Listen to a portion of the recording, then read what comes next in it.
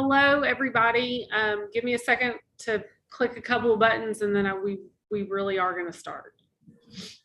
It's a Monday and it's storming here, and we don't really know what to do when it storms anymore because we haven't seen it in a while. So there we go. Okay. You're at Finding Family Facts. If you did not plan on being at Finding Family Facts right now, welcome. It's going to be fun. We're going to spend an hour and a half together, and it's going to be good. This is a program of the Cowles Butler Center for Arkansas Studies. I'm Heather Register-Zabindon, the programs and website coordinator for the Bobby L. Roberts Library of Arkansas History and Art. We are located at 401 President Clinton Avenue in downtown Little Rock. That's in the River Market District, across Rock Street from the main library. Our research room is open Tuesday through Friday from 10 a.m. to 5 p.m. and every Saturday, noon until 4. The Roberts Library and the Butler Center for Arkansas Studies, which can kind of be used interchangeably, has an extensive collection of genealogical reference materials that includes books, microfilm. I froze. Am I still frozen? You're back. Yeah, you're back. Rhonda's texting me, you froze. Really, y'all, if we make it through this hour and a half without the power going out and us losing the connection, I think we are going to just be good and we should go buy a lottery ticket. Okay, so did you get the part about we're open 10 until 5 and noon until 4? Okay, good.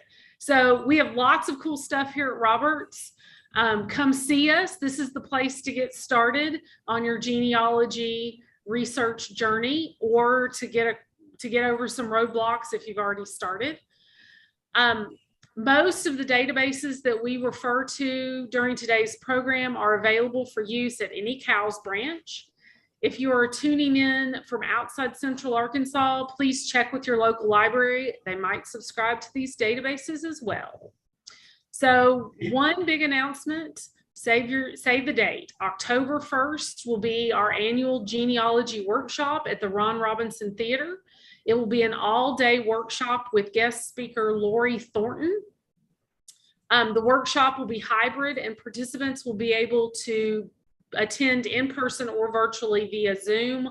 Although we are asking you to sign up either way, because just in case we got to pivot again, we want to make sure everybody can participate. Also know that the workshop will not be recorded or live streamed, so you can only attend virtually or in person that day. Also, the other thing that we have, I wrote earlier a few announcements and I thought I only had one. I actually have two. The DIY Memory Lab is now open Tuesday through Friday from 10:15 to 4:30. Appointments are required, and we would like you to attend one of our personal archiving classes before using the Memory Lab. So both stations are open as of tomorrow, so you can scan things on our flatbed scanner. So that's like photographs and slides and stuff. Or you can also use our AV station, which will digitize VHS and beta and audio cassette right now, and later some other formats. You can make an appointment by request for Saturdays. You just need to email me.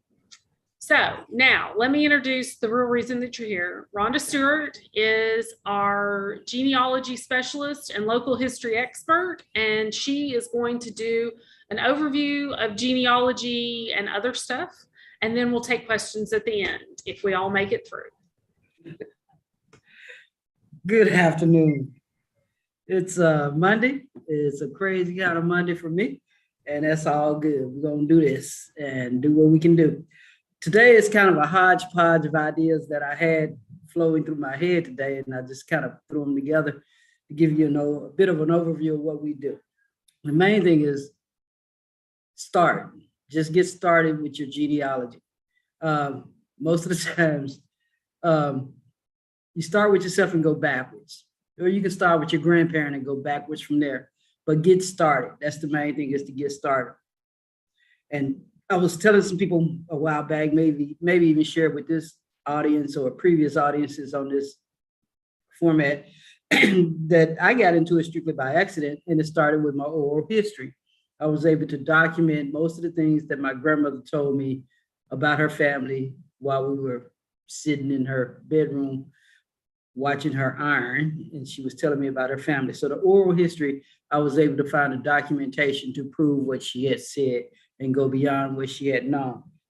Now we go to this next slide, Heather, please. When you're matching your oral histories to documentation, there's several databases that you can use.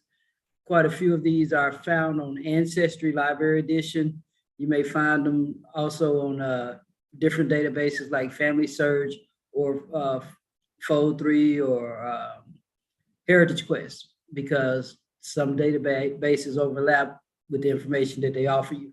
But just referring to Ancestry Library Edition because it's the biggest database out there, the one most people are familiar with.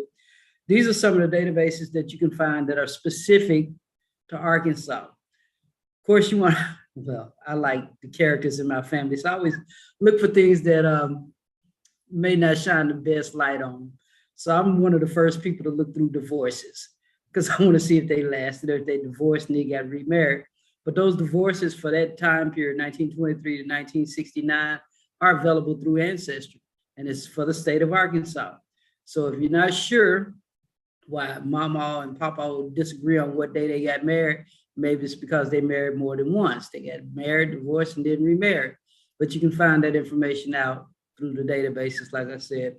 On the marriage certificates, there's quite a few, and it's good to check each one because, like us, we may not do things in a routine manner or as people expect us to do.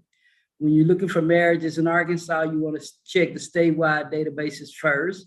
That's this marriage certificates 1917 to 1969. But if you look at Pulaski County, they go back to 1838 through 1999. So whether your folks lived in Pulaski County or just in the state of Arkansas, those are the two main marriage certificates I check because they may have been in Little Rock area when they got married, or they may have purposely came here to get married. Personally, I know my mother did not marry in Pulaski County, although her whole life was spent in Pulaski County. She didn't want people in her business, so she went to an adjoining county and married. So everybody wouldn't know what she did. And so remember that when it comes to your own individually family members, depending on who they were marrying or what they had going on in their life at the time, they may not want to share that information with everybody. Washington County is in Arkansas. Their marriage records go back to 1845.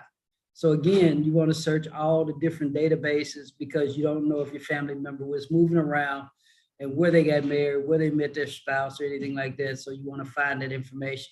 And a lot of times the oral history will give you a clue, but it's not always correct because sometimes our memories are not as good as we think they are, or we may have mislabeled a location in our head, confused it with another location. So you want to check those databases. If you're looking at military records, the Arkansas Confederate Soldiers Home, there's quite a few records in that database. If you were researching an ancestor that was on the Confederate side of the soldiers of the Civil War, that's a good database. There's also Confederate pension records available through Ancestry just for the state of Arkansas. Those are good because they give you details about family members, what was going on, whether they got rejected or whether they drew a pension, things like that.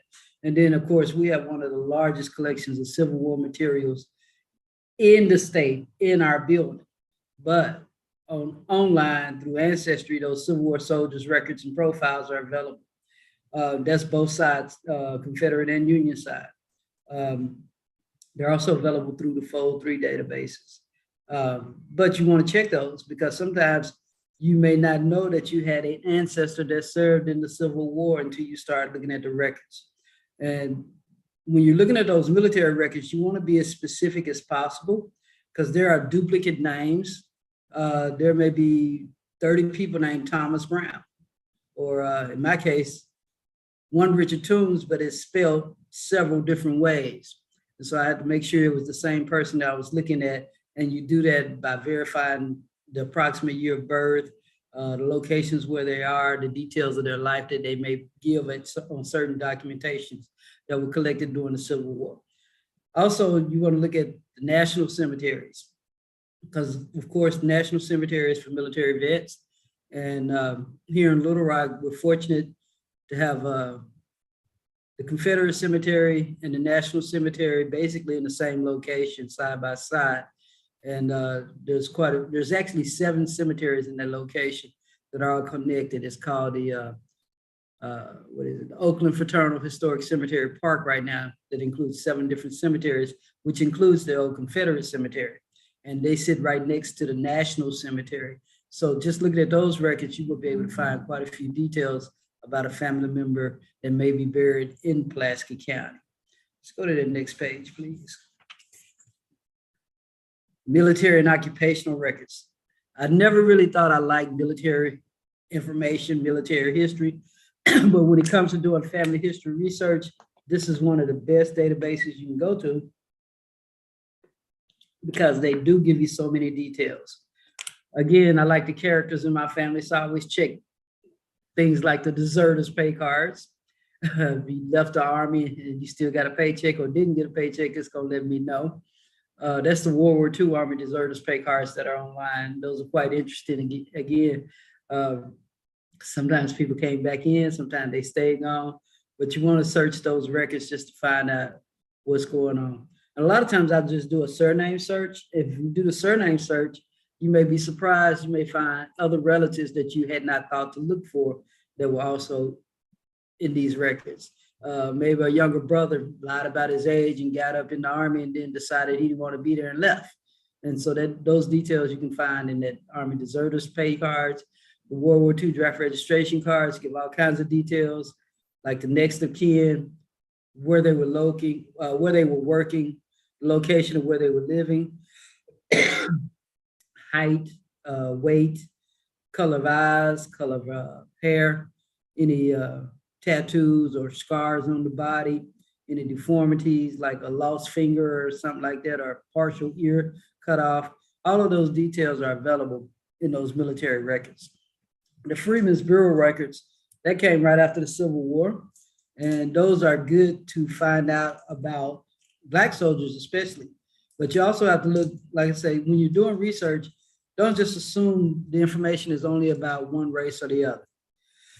Because whatever America says about us, we've always been intertwined. We've always been together in records, whether it's the supervisors or the people combining, collecting the information for the records, or if it's the people the records are being collected for. You'll find both races, all races, everybody in the same situation, basically. You'll find names that you didn't think to look for. And sometimes that may be the only place where you find an ancestor and you thought, well, I thought he had died, but he's over here working for the Freedmen's Bureau records. Where did he go after that? And that may lead you to some other records. World War II hospital admission cards. Those are always interesting, because if you did not know that an ancestor had an illness or some kind of injury that led to their hospitalization, you can find that information out there. That may be the ancestor that never came back to the family, just stayed gone. But you find him at that hospital, maybe he passed, or maybe just stayed in the area that he was hospitalized in. He fell in love with the nurse and they just made a home for themselves there, or whatever. I mean, my imagination runs wild with things like that. The rosters of the World War II dead, it's always good to check that, because sometimes we forget brothers or siblings sometimes join together, or cousins join together, and one may return, one didn't. And a name may have been lost in family history until you start looking. So I always search the surnames to see if there's anyone connected to your individual family. That Korean War casualty list is just up. It's been up a couple of years now. Excuse me, on Ancestry. And again, I'm one of those people that will look for every detail I can find. And those are casualties for a 7-year period during the Korean War. And they're just starting to come out with Korean War and Vietnam records online. So anything that's out there, you want to look through it, because it helps bridge the gap between that time period in earlier time periods for your family. The Stars and Stripes newspaper, Pacific editions, 1945 to 1963. Newspapers are great to research anyway. But when you're looking at the military newspapers, you will find details that you didn't always find in the regular newspapers. And some are just like the regular newspaper.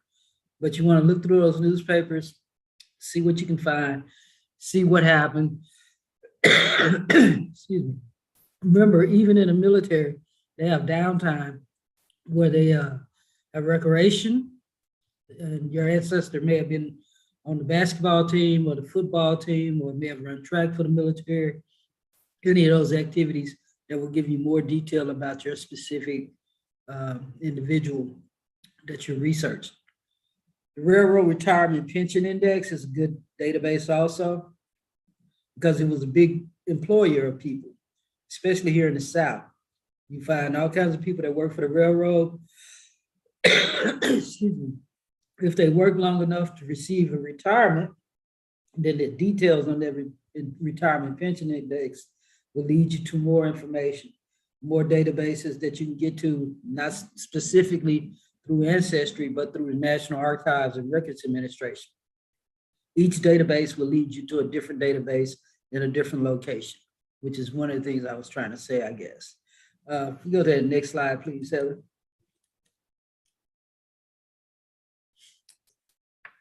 You want to match your family members to different events. And I was thinking about this, it's been on my mind, I guess, since last week when I did a program for the Celebrate Mahalia project. Sometimes we forget to put our family members in the context that they live. On this page, I'm looking at two different floods, the flood of 1978 and the flood of 1927. And of course, with the weather looking like it's looking today, that flood came to my mind. When you're interviewing your family member or you're thinking about your family member, think about the time period that they were living in, what was going on in their lifetime or around them, or what was happening in the nation at the time. These two floods stand out with me because in 1978, I was a student at Parkview High School, and I was shocked because they canceled school because of the rain. I couldn't understand that because it got canceled before we got to the bus stop. So I'm sitting there just watching the rain fall and sitting in the dining room actually of our house, looking out the back window, and I see this tree just slowly fall over and it hits the house next door. The largest tree in our backyard fell over onto the roof of the house next door, and that edge of the roof covered the bedroom of one of my best friends. Thankfully, she was not injured, but the rain had soaked the ground so much that that big old tree fell down. Also in that flood, a friend of mine, a classmate of mine, Marjorie Greene. Marjorie Greene died in that flood. She had been on her way to school, driving with a friend or driving herself, I don't quite remember, but got caught up in that flood around the Boyle Park area. And unfortunately, she lost her life that day. And so that flood stands out with me. You may have had a family member that was affected in that same flood in 1978, or it may have been you.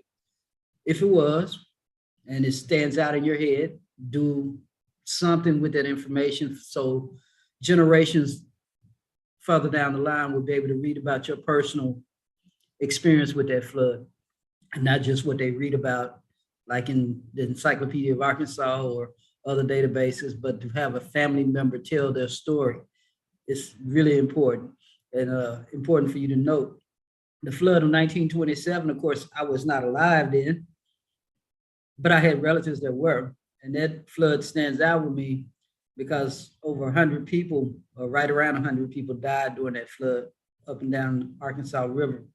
But why it stands out with me is because it was a big event. Number one, my grandfather was 22 years old when that flood happened, and 1927 was an emotional year for many people in Little Rock, Arkansas. 1927 is when Central High School, the new building that we called it then, which is the one on 14th and Park, opened its doors for the first time. It was also the time that the last lynching happened in Little Rock on 9th and Broadway. And then we have this flood. So those are three major events, three traumatizing events for anyone in Little Rock. And I'm imagining my grandfather at age 22 with his first wife, one child, and another child on the way. The emotional discussions that they may have had. It was shortly after this year that she divorced him, like within the next 12 to 16 months, she divorced him and went back to her family's house. And I'm imagining his reaction to all of these events, the emotional toll it may have taken on him, simply because growing up with such a large family, I got to see and interact with my uncles and many of my male cousins and to see how emotional they could get at times. And I'm imagining he was probably the same way. And so I can see why he may have reacted the way he did that cost him his first marriage. But he didn't give up on his future because I'm here, number one. And number two, that wife still remained part of the family. She was one of my protectors when I was in elementary school. I just assumed she was a family member or a good friend of the family and did not know her actual connection until long after my grandfather had died. My grandmother and she had also died before I realized the connection legally and biologically to Miss Adina. That was her name. But understand, as we grow older and whatnot, things change in our families. But if your family has the ability to make mature, rational decisions, a lot of times it leads to their future being fulfilled in a way that they wanted it to be. Because when my grandfather left here in 1979, he had fathered 15 children. He had over 4 dozen grandchildren and probably 3 or 4 great-grandchildren at the time of his death in 1979. So if he had given up on himself in 1927, that year that was so emotional for him, a lot of us would not be here today. So when you think about your family and the things that they were living through, make sure you understand what was happening in their world around them and why they may have reacted in certain ways or didn't react in other ways to certain things that happened. Did they shut down or did they push through and keep thriving so that you could be alive, so that you can come into this world and maybe document what they did? Let's go to the next page, please, Heather. You want to match the memories with the evidence. Of course, I wasn't here in 1898 when a Fort Smith tornado tore up a lot of Fort Smith. Again, several people, 50 people died. It was the second deadliest tornado in Arkansas history when it happened. I do know what a tornado feels like. I have experienced tornadoes in Arkansas. And the one in 1997, again, there was a personal connection to me because it destroyed the house that my grandmother and grandfather lived in and that I lived in for the first 6 years of my life. And so when it comes to disasters like this, we have to look at what happened, who survived it, what we did to move forward. And even though the house is gone, everybody in my family still remembers the address and telephone number. And the lot is empty now, but it still remains as a part of the family history. A family member does own it. And so when we start talking to the young people in the family about things that have happened or things that we know we lived through, then sometimes those details bring on more life for them. It means more to them when they can actually put a face with what happened. When you're teaching your children or grandchildren about the history of your family, connect them to different events that happened that may help them remember, okay, when this person was president, Mima was a little girl, or when this person said something about a tornado, she was 6 years old when it happened or 15 years old when it happened. And this is the tornado they're talking about. I read about it in my history book or something like that. But you want to make sure that you connect the family members that you're talking to, the younger ones, especially to the events that happen in the lifetime of the family member that they are asking about. Because again, you never know what exactly is going to connect with them and make them want to keep the family history alive and go on, and may even add to the family history with the research that they do. All right, if we go to that next slide, please, Heather. The location of family members. Again, I'm kind of jumping around, but when you're doing genealogy, there's no right or wrong way to do it. You follow whatever interests you and you follow the evidence as it leads you. In Arkansas, like many southern states, there were things called sundown towns. Sundown towns were all over the state of Arkansas. I just took a clip from the Encyclopedia of Arkansas for these two, because it gives you detail about what a sundown town was and some of the things that were happening. And it lets you know that they were fairly recent. I mean, 1968, we still had sundown towns. That means I was 7 years old when officially we stopped having sundown towns.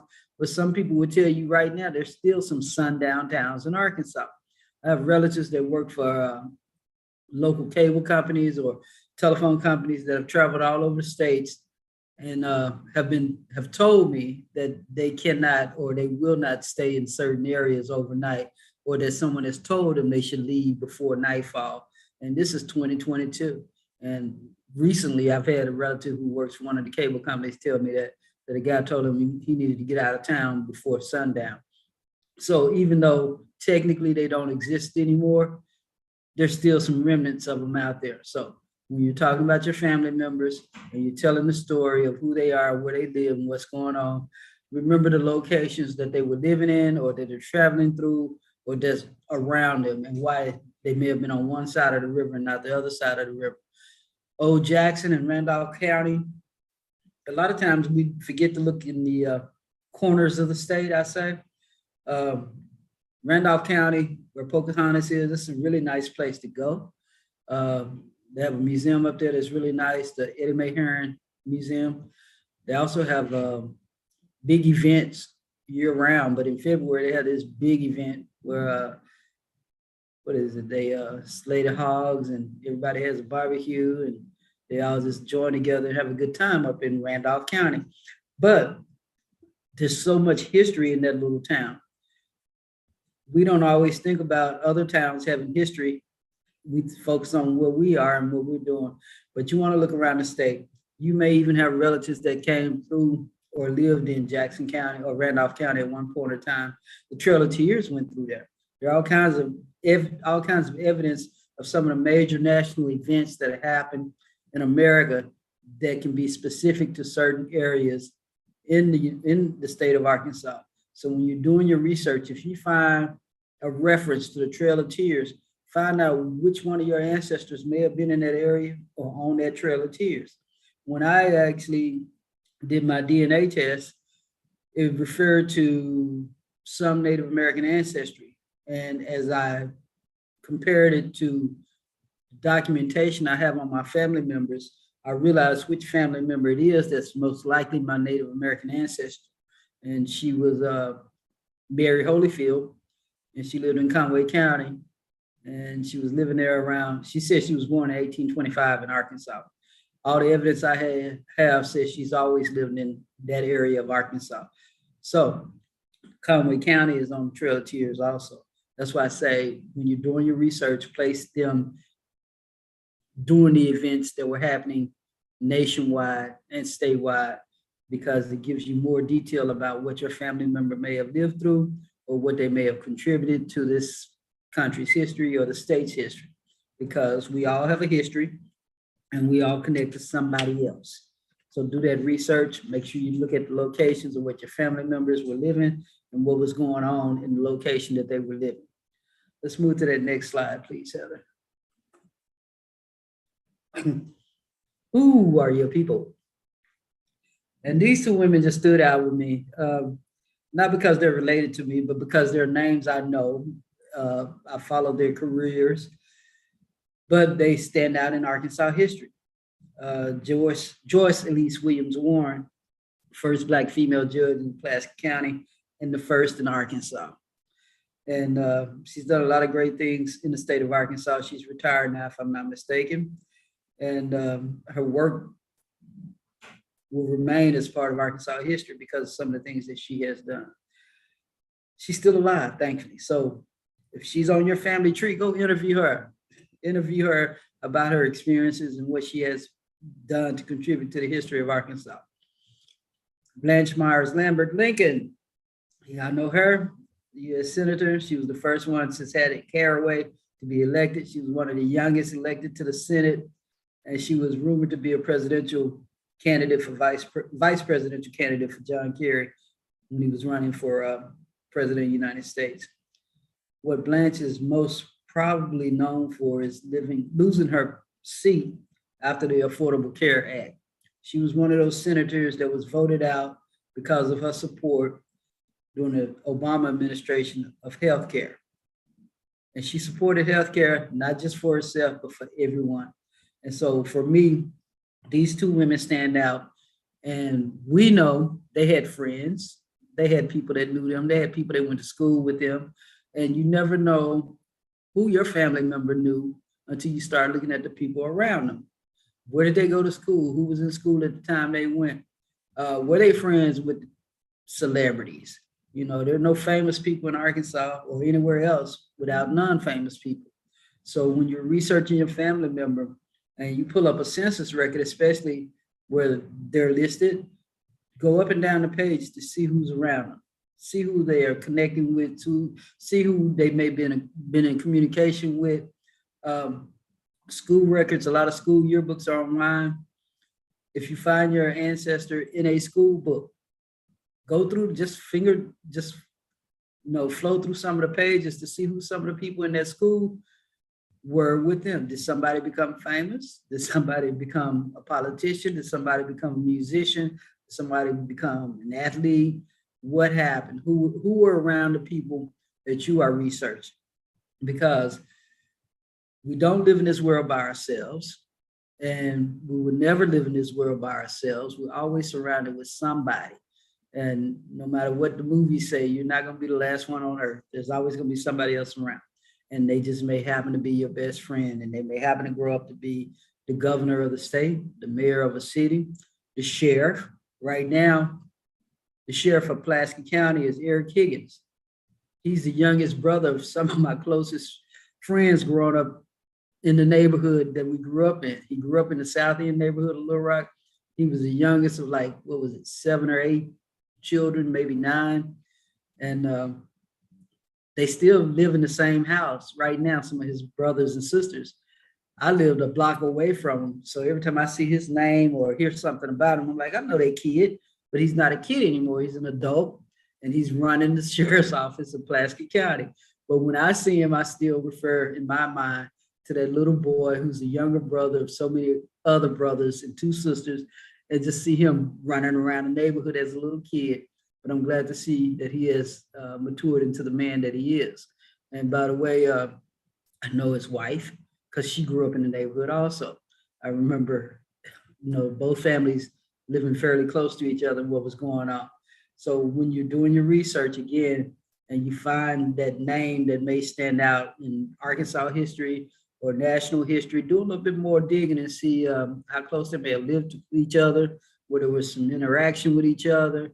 Did somebody's family member married someone's family member in the other family? Just do the research and find out, because you never know until you start doing the research. But it also adds value to the research that you're doing on your family member, because it shows you, for instance, well, if Eric grew up to be sheriff of Pulaski County, I have a brother that grew up to be a career criminal. So there's that balance there. But I always research the characters in my family. He could have been the sheriff if he had chosen to live a different life, because Eric proved that he became the sheriff because of the life he lived.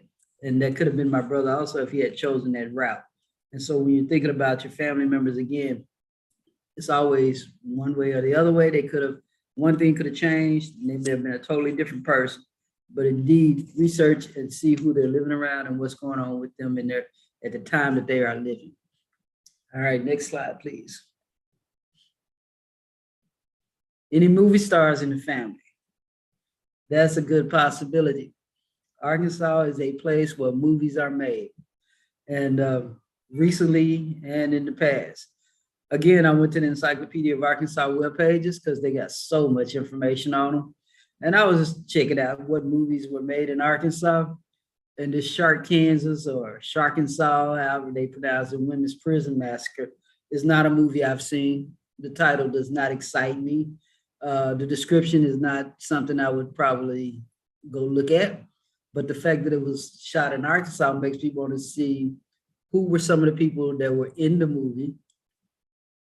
What extras did they use? Did my family member cater to the people on the set? what was going on. They had to use local businesses for some of the things they got accomplished while they were shooting this movie.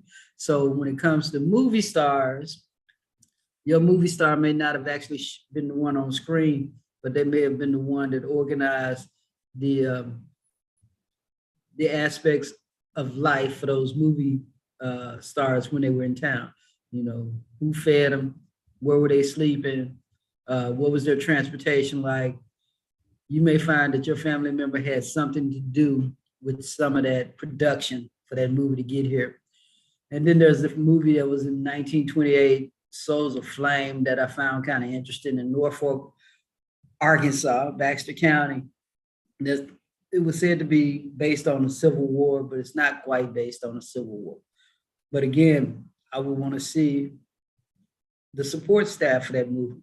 Was it one of my members, family members, that had a role, you know, in helping that movie get produced, or keeping the actors hydrated if it was hot like it is this summer, or making sure that they had transportation to get where they needed to go, or if they were the ones providing the catering for the group when they were not filming. What was your family member doing? What could they be doing? What would you do? I mean, you may be a caterer right now. If there's a movie group in town, are you getting that business? Do you have a business that they may find reputable? Sometimes movies, when they're been filmed in the state of Arkansas, they may need some little details in a room, like some antiques that you may own, that you sold to the antique shop, and then they show up in this movie. What happened? How did it go? What was going on? What could you give to a movie if you wanted to? Could you produce a movie? Would you produce a movie? A lot of us have home movies. Some of those can be turned into larger projects if we choose to, or they may just remain a small project for family and friends. Either way, if you're producing that movie, make sure you save enough detail for the next generation to understand what's going on and why you chose to do it the way you did it. And names are really important. So everybody that helped with that movie, hopefully you have a listing of it somewhere, and someone will discover it later on. But there may be movie stars in your family. So check that out too, because Arkansas sends a lot of people into the movie industry. We always have, and I suspect we always will. Next slide, please. Historic figures in the life of family members. And I was lazy with this one. Again, I went to the Encyclopedia of Arkansas, but these two names popped up because I was looking at Olympians, because sometimes we forget our own personal experiences. And I used to watch the Olympics all the time. I knew what they were, but I didn't know anyone that was actually in the Olympics. The man that taught me how to swim was Luther Armstrong, and he was at Thrasher's Boys Club in the south end of town. That was part of the story we always heard about Luther, was he was in the Olympics. He was in the Olympics. Well, I don't know for sure if he was or if he just qualified for the Olympics, but we believed he was in the Olympics. So for me, Luther Armstrong is an Olympian in my head.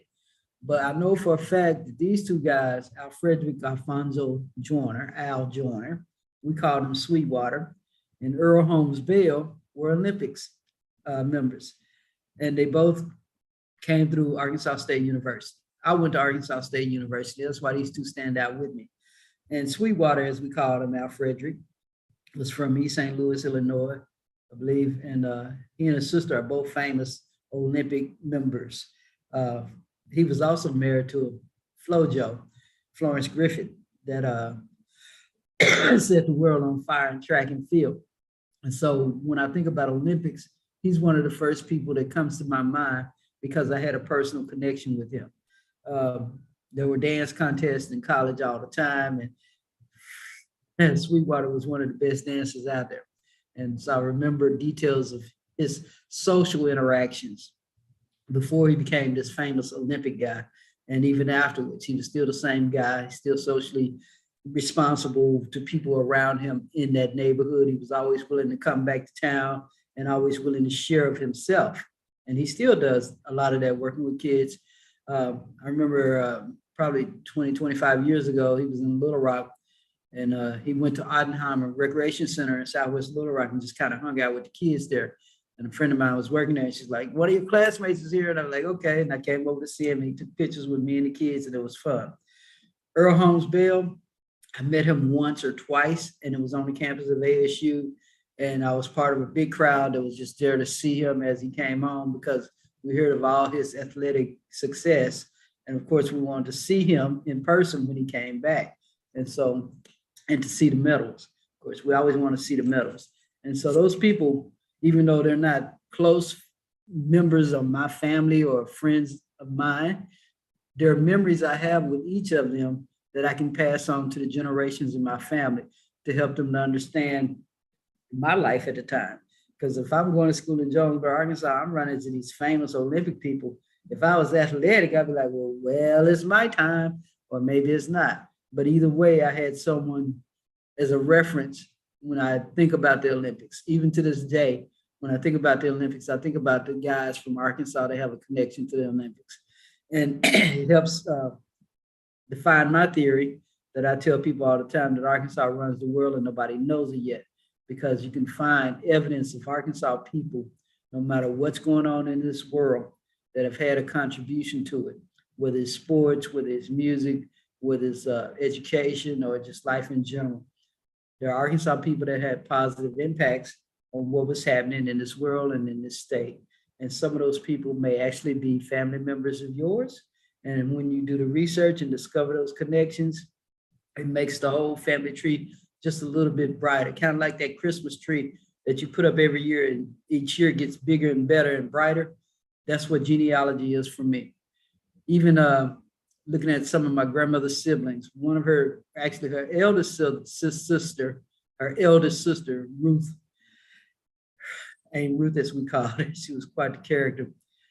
In the 1930s, she lived next door to the current governor at the time. And I'm like, I know she had some words to say to him. She was actually working for the lawyer that lived next door to him. And she, at that time, a lot of servants lived in the home that they were, of who the family they were serving. And she lived in that home. And I imagine the conversation she may have had with the staff of the governor's home. And I also imagine her walking up to the governor and saying something to him, because that's the type of person she was. She would not just stand still if she had something to say to somebody, or she wanted to introduce her to somebody. She was very willing to do that. And so when you think about your family members, because she never told me anything about this governor. It never crossed my mind, because when I started getting into genealogy, she was already in her late 80s, early 90s, and she was still very secretive about things. She didn't want to share a lot of things. She didn't want a lot of people in her business. But had I had the information that I have now, I would have questioned her about all kinds of things that her life entailed, from working at the Tough Nut building across the street from where I'm sitting right now, or living next door to that governor at the time. There were details that only she could give. And you never know until you ask that family member. And when I'm thinking about that, when Bill Clinton became president of the United States, his voting precinct was at Dunbar Community Center. That was the only year they had, the first year that they had changed my voting precinct. And I was upset about it. And so I decided, well, I'll just go early, because I don't want to go, because I'm not going to see any of my friends, because voting is a social activity for me. It's where you see all the neighborhood friends that you had growing up, all come back to vote in the same location. Well, I was mad because they had changed my location, but you never know why things are changed. And so I got to this location early, and I'm like, because I'm not going to wait, because I'm still going to go hang out with my friends later, I believe, when I go vote. So I go to vote. There's a guy, I can see his legs behind the curtain, standing at the booth. And when it opened up, he turned around and walked out. It was Bill Clinton. So I can say that I am the only person that cast a vote for the president of the United States, soon to be president of the United States, immediately after he cast the vote himself. When Bill Clinton voted for himself, what was it, 1991, November 91. When he cast that vote for himself, I went in the booth right after him. So that family story is what I'll tell till I leave this earth, because no one else can tell that story. Nobody else can say they voted for the president after he voted for himself in that particular presidential election except me. And so that's a story I will pass on to my family, and I will have it written down. I got photos with Bill, not that day, but later on. And it's just, for me, a fun fact to tell in the family history. So when you're doing your family history, you want to look at those possibilities. Who did your family members meet that were famous? Who did they meet that stood out in their minds as someone they wanted to meet, or anything like that? Details of those historic figures in family members' lives. Or did they become a historic figure? You know, what was your family member famous for? You know, are they the ones that invented something that we still use today? Or they wrote the history of something that's on the shelf in the library? You know, even little things, those add up when it comes to family memories. And you want to bring those out and write them down and share them with all the family. And one of the things I do encourage you to do is to write down details about your family. And it doesn't have to be a 50 or 100 or 200 page book or anything like that. It can be something as simple as a paragraph or two that you submit to the county historical journal or the state historical journal that details the life, or a blurb about the life of your family member. If you have a photograph of them standing in front of a store that no longer exists, whether it was family-owned store or just a store that they frequented in the city that they live, submit it to the county historical journal, especially if it's from decades past. If it's earlier than 1950, it is definitely history, because things have changed. The land doesn't change, but what we sit on top of that land does change sometimes. And sometimes we want to update it, or we want to see what it looked like before it was updated. So if you have that information, share that information, because it's not only for your family and that family member that you're putting that mark down on history, but it's for others to say, well, you know, I got the flip side of the street, or I got a photo in that same location with my ancestor, and we can put that out there and show that. And once you write it down, someone can come back and correct if you got a detail wrong, or they can add to the details you may not have known. So that's one of the reasons we do encourage you to write down and submit to the county historical journals or state historical journals anything about your family that you feel is relevant. If your family member was the first to start a religion or something in the United States, check out the Encyclopedia of Arkansas website. They may need an entry on that person or on that event or on that religious organization. So there's always an opportunity for you to write down something about your family member. Plus, if you put out little bits and pieces, eventually you will have enough to create that book you've been thinking about writing and been procrastinating about, but you can still get it out there.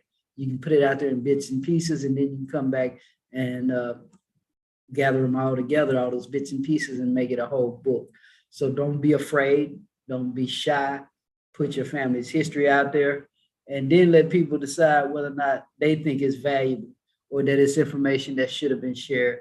But either way, you gave others the opportunity to understand and know what was happening on your family tree.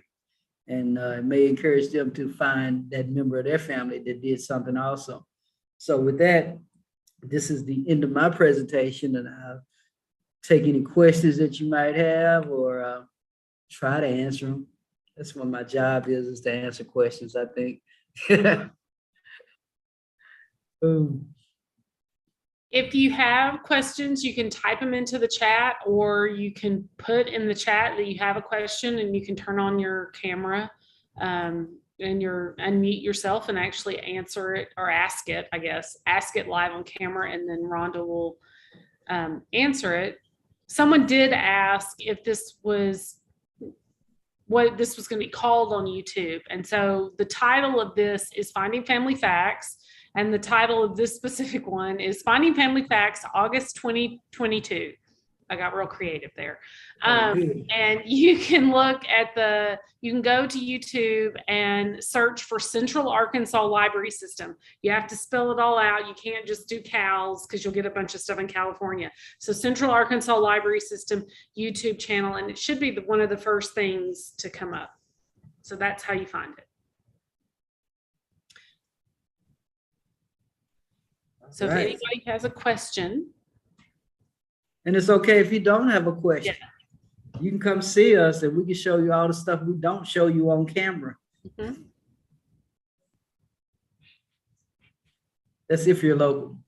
Or if you just want to plan a trip to Arkansas, feel free to do that also. We connect with people all over the country and in other countries because they have Arkansas connections. Just this morning, I sent some stuff down to Tampa, Florida. Gainesville, Florida, to a guy that hadn't lived in Little Rock in 37 years, and now he's wanting to research his family history. And so I'm helping him do that. Last name is Warren, Warren. And in the area of Florida that he lives in, there's actually several families with that last name. And he sees a resemblance to many of his family members. And so with the information that I collected for him, tracking his family members back, his third great grandfather was born in Florida in that same area. So he may actually be living among relatives and that didn't know it. So I just put the exact link, the direct link to this on YouTube in the chat for anybody who wants it. And I mean, we take phone calls, we take emails, correct? Yes. So be patient with us though. We have short staff, but we try to respond to everyone within a 2-week period as far as emails go. If you're calling, we try to help you then if we can, but we take people as they're walking in the door, so we may have to interrupt you to help someone that's walking in the door. So the best way to contact us with questions is by email. That way we have to respond to you and we can put them in the order that we get them and work on them that way. So I just put the email address in the chat. It's arcinfo@cals.org, CALS.org. And the phone number here is 501-320-5700.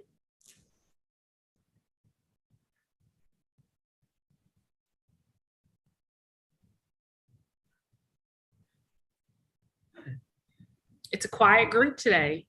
Yeah, and I think I know why.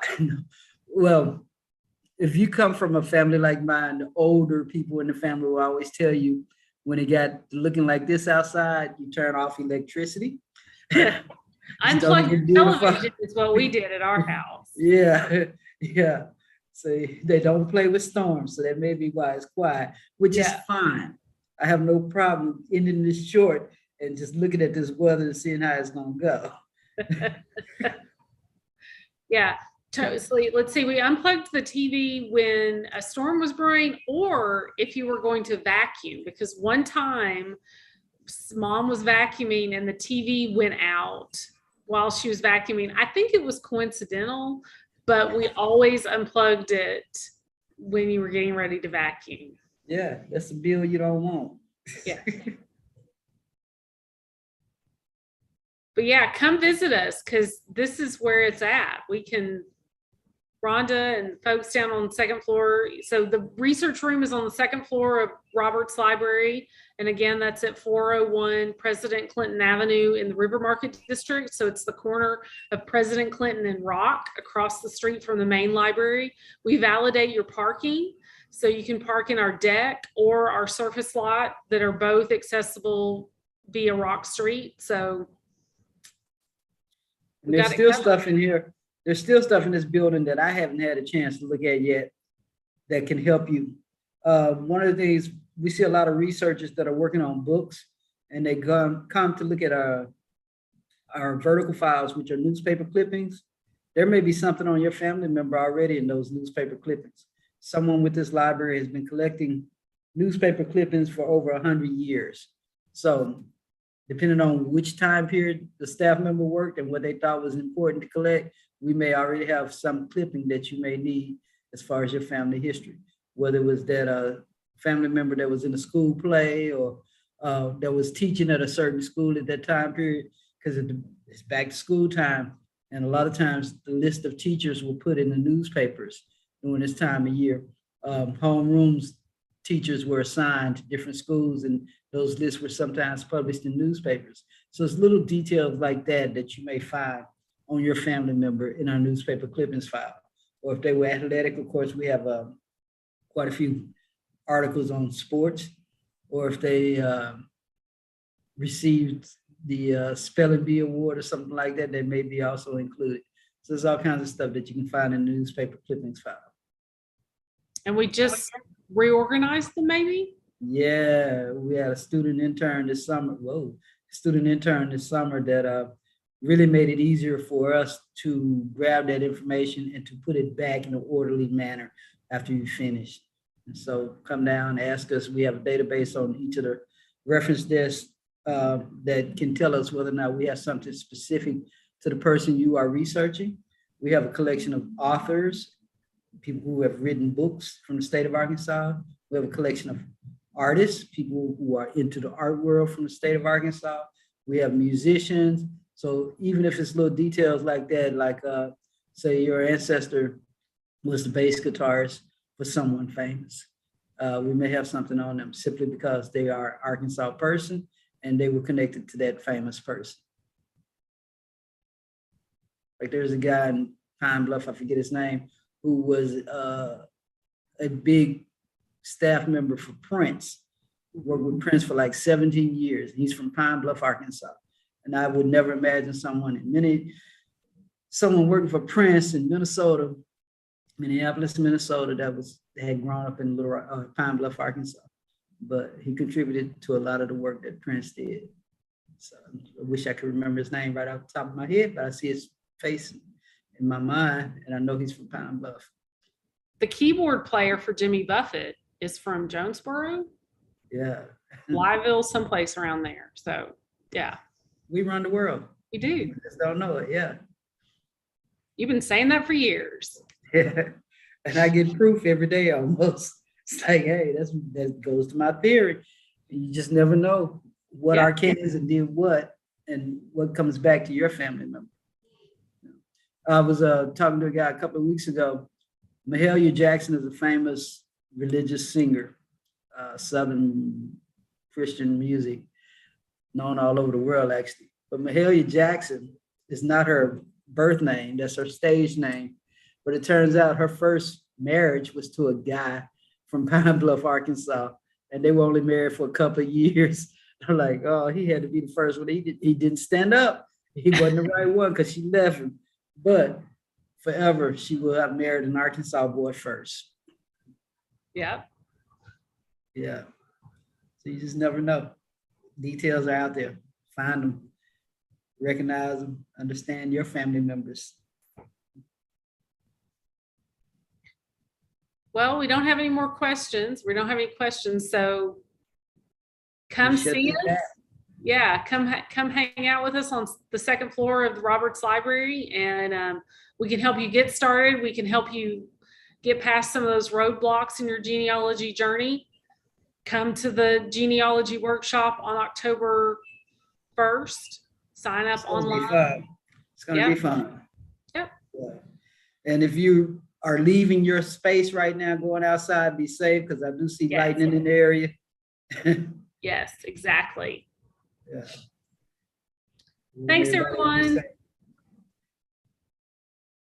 Thank you.